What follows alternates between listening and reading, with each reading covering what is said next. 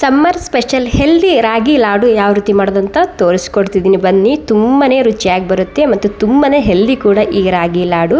So ನೋಡಿ, ಮೊದಲಿಗೆ ನಾನಿಲ್ಲಿ ರಾಗಿ ಹಿಟ್ಟು ತೊಗೊತಿದ್ದೀನಿ. ಸೋಸ್ಕೊಂಡೇ ತೊಗೋಬೇಕು ರಾಗಿ ಹಿಟ್ಟು. ಒಂದು ಸುತ್ತ ಕ್ಲೀನಾಗಿ ತೊಳೆದು ಬಿಸಿಲಲ್ಲಿ ಒಣಗಿಸ್ಕೊಂಡು ಪುಡಿ ಮಾಡ್ಕೊಂಬಂದಿನಿ ನಾನು ಮಿಲ್ಲಲ್ಲಿ. ಇವಾಗ ಇದರಲ್ಲಿಂದ ಒಂದು 6.5 ಕಪ್ ಆಗುವಷ್ಟು ರಾಗಿ ಹಿಟ್ಟು ತೊಗೊತಿದ್ದೀನಿ. ಮುಂದೆ ಎಲ್ಲ ಮೆಜರ್ಮೆಂಟ್ ಇದೇ ಕಪ್ಪಲ್ಲಿ ತೊಗೋಬೇಕಾಗುತ್ತೆ. ಹೀಗಾಗಿ ನಾನಿಲ್ಲಿ ಅಳತೆ ಪ್ರಮಾಣದಲ್ಲಿ ಹಾಕೊತಿದ್ದೀನಿ ಅಷ್ಟೇ. ಓಕೆ ನೋಡಿ, ಇವಾಗ ಟೋಟಲ್ ನಾನಿಲ್ಲಿ 6.5 ಕಪ್ ಆಗುವಷ್ಟು ರಾಗಿ ಹಿಟ್ಟ ಹಾಕೊಂಡಾಗಿದೆ. ಇನ್ನೂ ಒಂದು ಸ್ವಲ್ಪ ಸಾಮಗ್ರಿ ತೋರಿಸ್ತಿದ್ದೀನಿ. ಇದು ಏಲಕ್ಕಿ ಪೌಡರ್ ಅದ, ಮತ್ತು ತುಪ್ಪ ತೊಗೊಂಡಿದ್ದೀನಿ, ಮತ್ತು ಒಂದು 2.5 ಕಪ್ ಆಗುವಷ್ಟು ಬೆಲ್ಲ, ಮತ್ತು ಡ್ರೈ ಫ್ರೂಟ್ಸು, ಮತ್ತು ಒಂದು ಸ್ವಲ್ಪ ಶೇಂಗಾ ಬೀಜ ತೊಗೊಂಡಿದ್ದೀನಿ. ಇಲ್ಲಿ ನಿಮ್ಮ ಹತ್ರ ಡ್ರೈ ಫ್ರೂಟ್ಸ್ ಇಲ್ಲ ಅಂದರೆ ಶೇಂಗಾ ಬೀಜ ಕೂಡ ನೀವು ಇದರಲ್ಲಿ ಹಾಕೋಬೋದು. ಇವಾಗ ಮೊದಲಿಗೆ ನಾನು ಕಡಾಯಿನಲ್ಲಿ 1.5 ಕಪ್ ಆಗುವಷ್ಟು ತುಪ್ಪನ ಸೇರಿಸ್ತಿದ್ದೀನಿ. ತುಪ್ಪ ಬಿಸಿ ಆಗಬೇಕು ಒಂದು ಸ್ವಲ್ಪನೇ. ತುಪ್ಪ ಬಿಸಿ ಆದಮೇಲೆ ಇಲ್ಲಿ ನಾನು ಈ ರಾಗಿ ಹಿಟ್ಟನ್ನ ಸೇರಿಸ್ತಿದ್ದೀನಿ.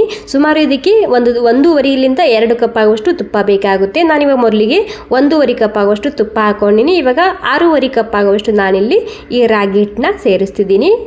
ರಾಗಿ ಹಿಟ್ಟು ಹೆಲ್ತ್ಗೆ ತುಂಬಾ ಒಳ್ಳೆಯದು. ಸೊ ಖಂಡಿತ ಈ ಲಾಡುನ ಮಾಡಿ ನೋಡಿ.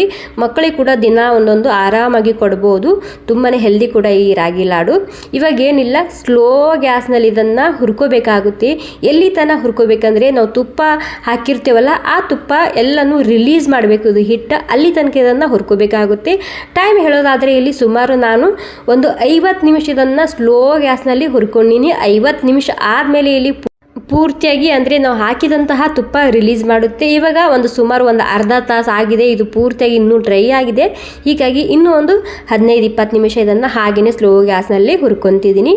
ವಾವ್ ನೋಡಿ, ಈ ರೀತಿ ಬಂದರೆ ಇದು ಪರ್ಫೆಕ್ಟಾಗಿ ಬಂದಿದೆ ಅಂತ ಅರ್ಥ.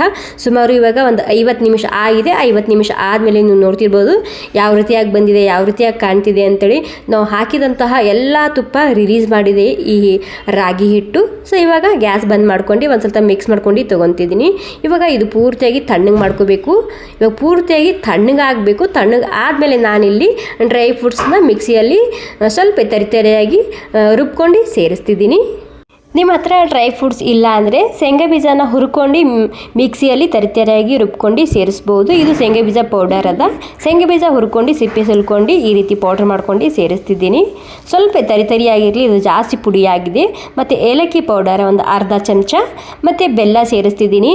ಬಟ್ ಇದು ರಾಗಿ ಪೂರ್ತಿಯಾಗಿ ತಣ್ಣಗೆ ಆದಮೇಲೆ ನೀವು ಎಲ್ಲ ಬಾಕಿ ಸಾಮಗ್ರಿ ಸೇರಿಸ್ಬೇಕಾಗುತ್ತೆ ಇದರಲ್ಲಿ. ಇವಾಗ ನಾನು 2.5 ಕಪ್ ಆಗುವಷ್ಟು ಬೆಲ್ಲನ ಪುಡಿ ಮಾಡ್ಕೊಂಡು ಸೇರಿಸ್ತಿದ್ದೀನಿ. ಇವಾಗ ಎಲ್ಲ ಸಾಮಗ್ರಿ ಸರಿಯಾಗಿ ಮಿಕ್ಸ್ ಮಾಡ್ಕೋಬೇಕು. ಮಿಕ್ಸ್ ಮಾಡ್ಕೊಂಡು ಏನು ಮಾಡಬೇಕು, ಇದಕ್ಕೆ ಮತ್ತೆ ಒಂದ್ಸಲ ಮಿಕ್ಸಿಯಲ್ಲಿ ಸ್ವಲ್ಪ ರುಬ್ಕೊಂಡು ತಗೋಬೇಕಾಗುತ್ತೆ. ನೋಡಿ, ಈ ರೀತಿ ತರಿತರಿಯಾಗಿ ಕಾಣುತ್ತೆ. ಸರಿಯಾಗಿ ಮಿಕ್ಸಿಯಲ್ಲಿ ಹಾಕೋದ್ರಿಂದ ಮಿಕ್ಸ್ ಆಗುತ್ತೆ ಅಷ್ಟೇ ಅದು. ಇವಾಗ ಸ್ವಲ್ಪನೇ ನಾನು ಮಿಕ್ಸಿಯಲ್ಲಿ ಸೇರಿಸ್ಕೊಂಡು ರುಬ್ಕೊಂಡು ಮತ್ತು ಇದೇ ಪಾತ್ರೆಯಲ್ಲಿ ಸೇರಿಸ್ಕೊಂಡಿನಿ. ಇವಾಗ ಈ ರೀತಿ ಏನಾದರೂ ಗಂಟು ಇದ್ದರೆ ಕೈಲಿಂದ ಈ ರೀತಿ ಅದನ್ನು ಬಿಡಿಸ್ಬೇಕಾಗುತ್ತೆ. ಇವಾಗ ಏನಿಲ್ಲ, ನಿಮಗೆ ಯಾವ ಸೈಜಿನ ಬೇಕು ಆ ಸೈಜಿನ ನೀವು ಅದನ್ನು ಲಾಡನ್ನ ಕಟ್ಕೋಬೋದು. ನೋಡಿ, ನಿಮಗೆ ಒಂದು ಲಾಡೋನ ಕಟ್ಟಿ ತೋರಿಸ್ತಿದ್ದೀನಿ. ಎಷ್ಟು ಶೈನಿಂಗ್ ಆಗಿ ಬಂದಿದೆ ನೋಡಿ, ತುಂಬಾ ಸರಿಯಾಗಿ ಬರುತ್ತೆ. ಸೊ ಹಾಗೆ ಬಾಯಲ್ಲಿಟ್ಟರೆ ಕರಗಿ ಹೋಗುತ್ತೆ.